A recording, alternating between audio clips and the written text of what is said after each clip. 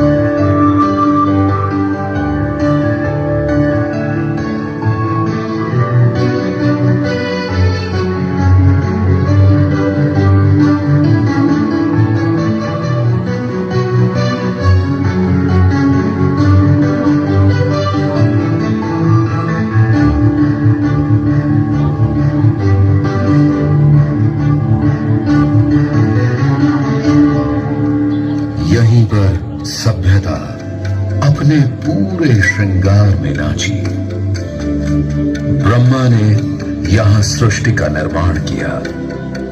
लुप्त हो चुकी सरस्वती के तट पर वेदों का जन्म हुआ। न सदा सिन्नो सदा तदानीं नासित्रजो नो व्योमा परो यत् किमावरीवः कुहकस्य शर्मन्नवः किमासी गहनं गभीरम्। यही हरि का आयन यानी कि आगमन हुआ। यही है आज का हरियाणा। और ये समझने की भूल मत करना, ये सब एक किंवदंती है। पुरातत्वविदों की खोज ने सिद्ध कर दिया है कि पानीपत और कुरुक्षेत्र में अनेक वेदकालीन तथ्य पाए गए हैं। लुप्त हो चुकी सरस्वती के तट पर अनेकों स्थानों पर सिंधु घाटी सभ्यता के अवशेष मिले हैं। कुरुक्षेत्र, अंबाला, सोनीपत, रोहतक, भिवानी और हिसार में पाए गए अवशेष यह सिद्ध करते हैं कि सरस्वती नदी सिंधु नदी से कहीं ज्यादा इस प्राचीन सभ्यता की पृष्ठभूमि रही है। हर ओर शांति, समृद्धि और सभ्यता का नित नया श्रृंगार और कोमल स्वरों के साथ ही भोले भंडारी की अजर अमर प्रार्थना।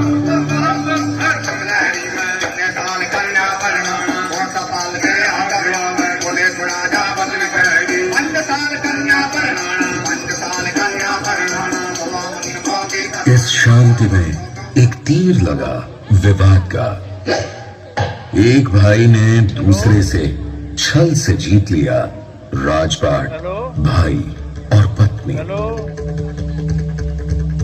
द्रौपदी को सभा में प्रस्तुत किया जाए।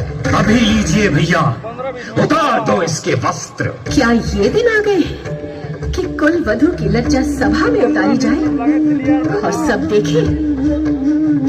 हे गोपाल, अब तुम ही हो मेरे रक्षक।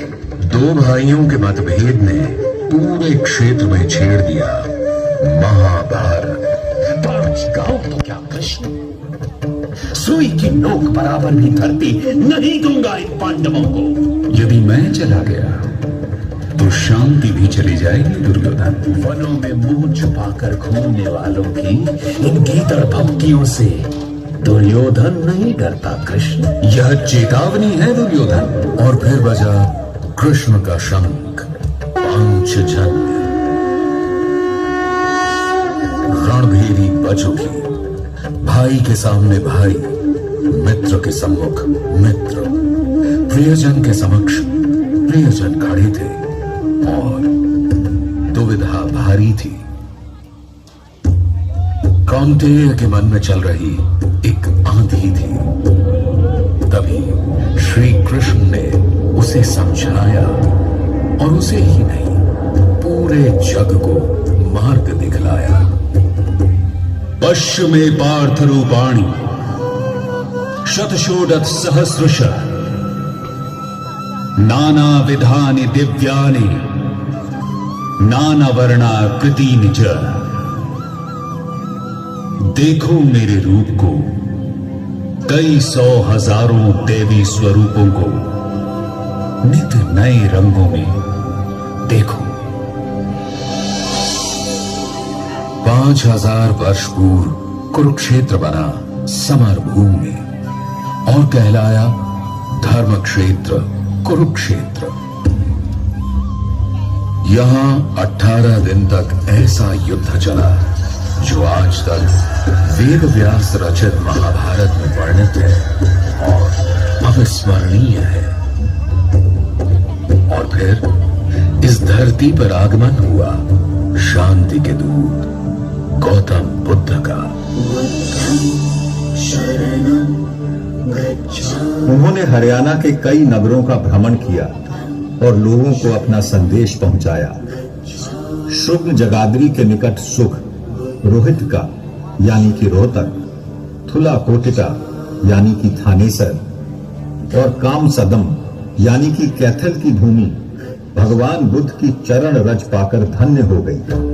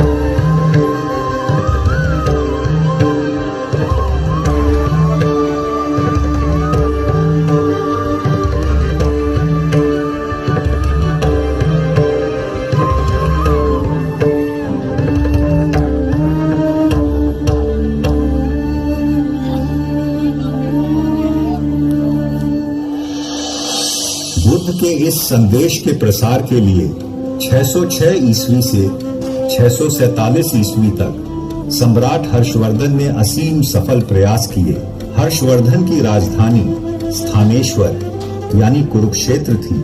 शिव भक्त, लेखक, कवि, प्रचंड योद्धा और सबसे ऊपर एक परोपकारी और संवेदनशील शासक। हर्षवर्धन ने कई छोटे बड़े राज्यों को जोड़ते हुए एक बड़े साम्राज्य की स्थापना की। इस क्षेत्र जिसको आज हरियाणा कहा जाता है, इसका वर्णन विक्रमी संवत 1385 में लिखे गए एक शिलालेख जो कि दिल्ली के नजदीक सारवान जिले से प्राप्त हुआ था, उस पर इस प्रकार किया गया है। देशोस्ति हरियाणाख्या पृथिव्याम स्वर्ग सन्निभः, अर्थात हरियाणा नाम का एक प्रदेश है जो है इस धरती पर स्वर्ग के समान।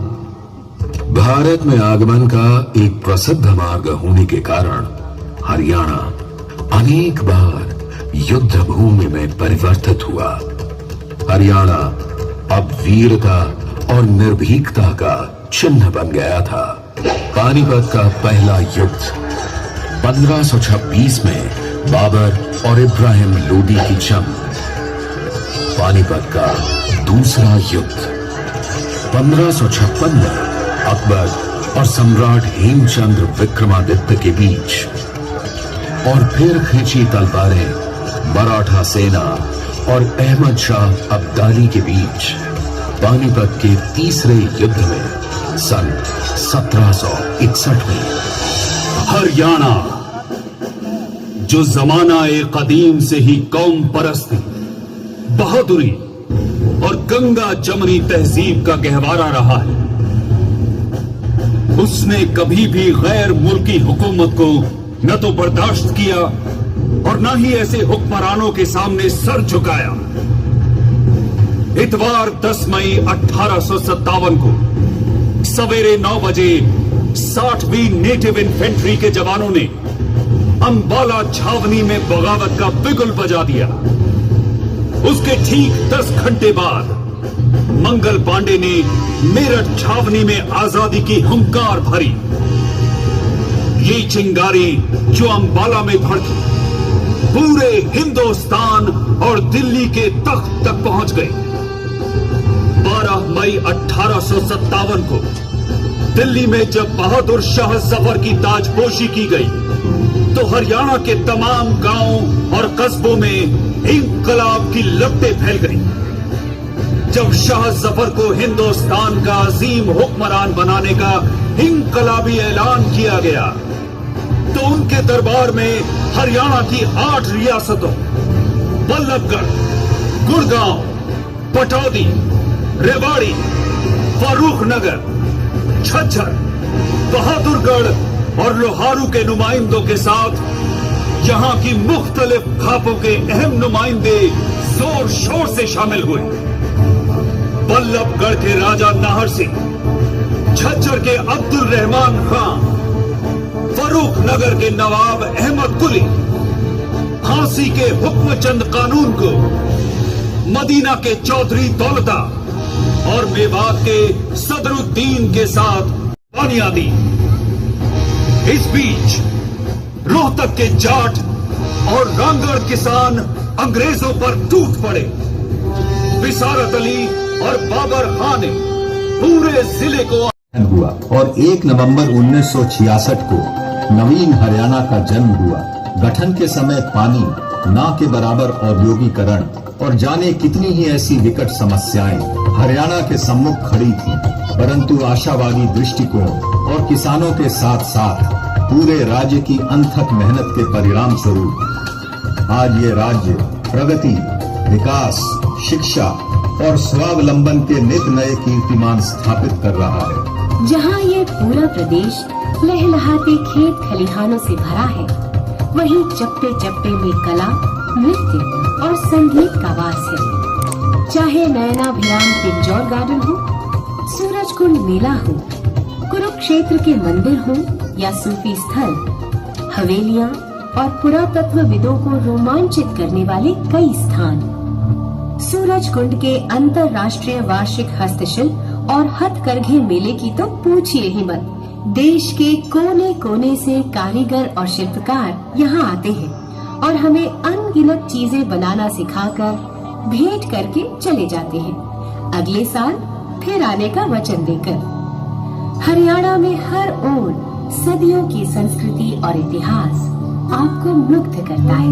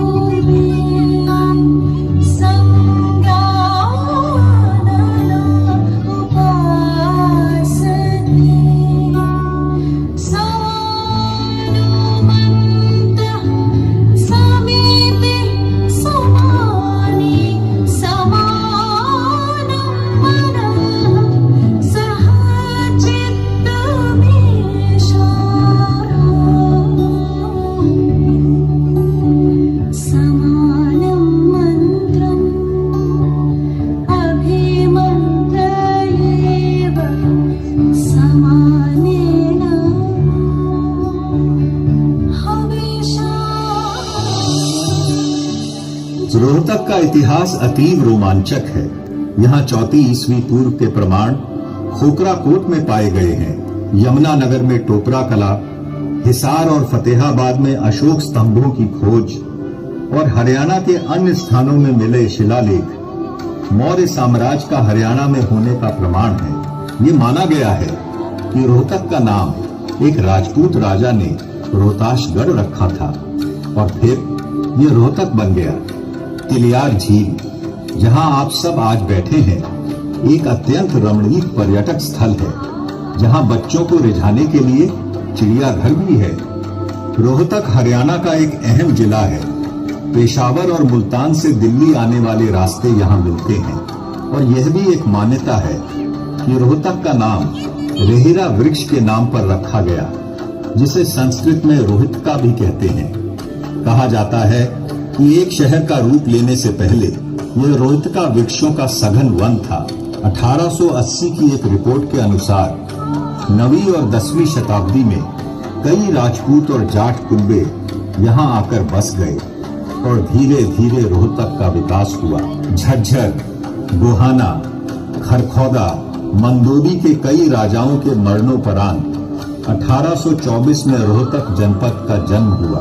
कई राज्यों में स्थानांतरण के बाद 20वीं सदी में रोहतक का यह नवीन रूप उभर के आया। रोहतक आज शिक्षा का एक प्रमुख केंद्र है। रोहतक में है IIM, state university of performing and visual arts, institutes of hotel management and urban planning and architecture. Haryana में झज्जर में एम्स 2 का निर्माण किया गया है। इससे हरियाणा में स्वास्थ्य सेवाओं के क्षेत्र में एक नया अध्याय शुरू हुआ है। झज्जर को अंतर्राष्ट्रीय पहचान मिली है वैश्विक परमाणु ऊर्जा भागीदारी केंद्र की स्थापना से। देश में पहली बार आजादी के बाद सिर्फ महिलाओं के लिए मेडिकल कॉलेज सोनीपत में खोला गया है।